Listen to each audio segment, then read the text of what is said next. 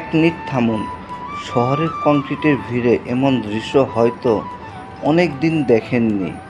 আজ আপনাদের নিয়ে এসেছি একটি পরিশ্রমী গৃহস্থের পরিবারের বাড়িতে। শহরের কোলাহল ছেড়ে একবার যদি চোখ বন্ধ করেন, আপনি কি শুনতে পান?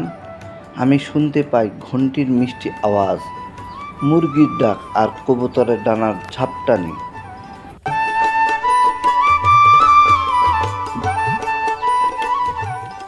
এটাই আমার গৃহস্থের বাড়ির প্রাণ।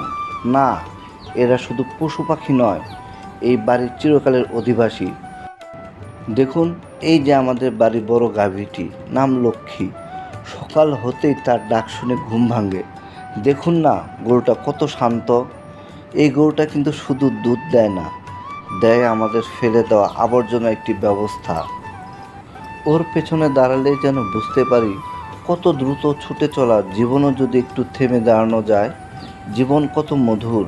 গ্রামে গরুর গোয়াল ঘর মানে একটু প্রশান্তির ঠিকানা।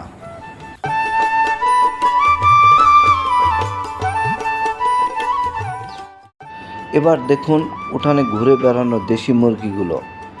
সারাদিন নিজের খাবার নিজেরাই খুঁজে বেড়ায়। এমন দেশি মুরগির ডিম ও মাংসের স্বাদ আলাদা, আর স্বাস্থ্যকরও বটে।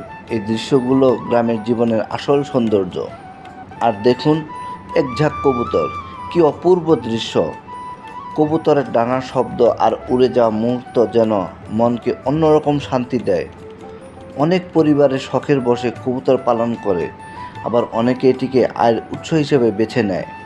এই গৃহস্থ বাড়ির প্রতিটি কোণে রয়েছে পরিশ্রম, ভালোবাসা আর প্রকৃতির ছোঁয়া।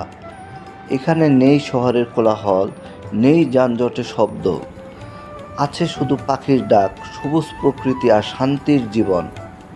এমন পরিবেশে একদিন কাটানোর সুযোগ হলে হয়তো আপনিও শহরে ফিরতে চাইবেন না।